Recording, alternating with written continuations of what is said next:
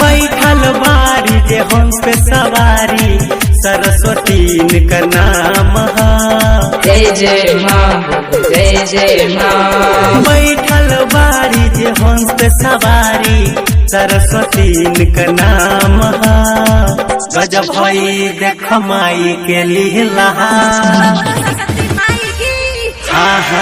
गजब भई देख माई के लीला माटी के मूर्ति में जान गजब भई देख माई के लीला माटी के मूर्ति में जान माटी के मूर्ति में जान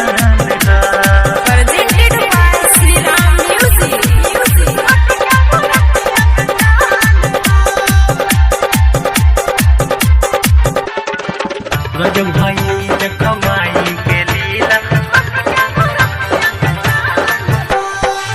सादा हई सरिया राउर सादा राउर हंस हो सादा राउर हंस माई सादा राउर हंस हो।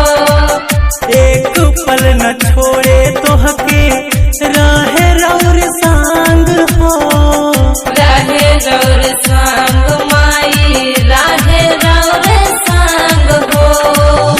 एक पल न छोड़े तोहके रहे रौर संग हो। जय जय माँ जय जय माँ। लाले हवे चुनरिया मैया रूपवा चमकदार रूपवा चमकदार लाले हवे चुनरिया मैया रूपवा चमकदार गजब भई देख माई के लीला गजब भई देख माई के लीला माटी के मूर्ति में जान गजब भई देख माई के लीला माटी के मूर्ति में जान माटी के मूर्ति में जान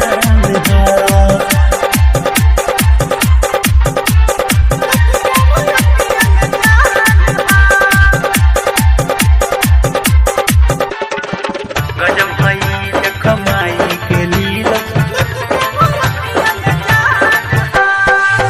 आइल बाट गोपी मल्हार माई तोर सरान हो माई तो सरान हो माई तोर सरान हो। रउए कृपा से लिखे आसुख भजन हो आह सुख भजन माई आह सुख भजन हो। रउए कृपा से लिखे आसुख भजन हो।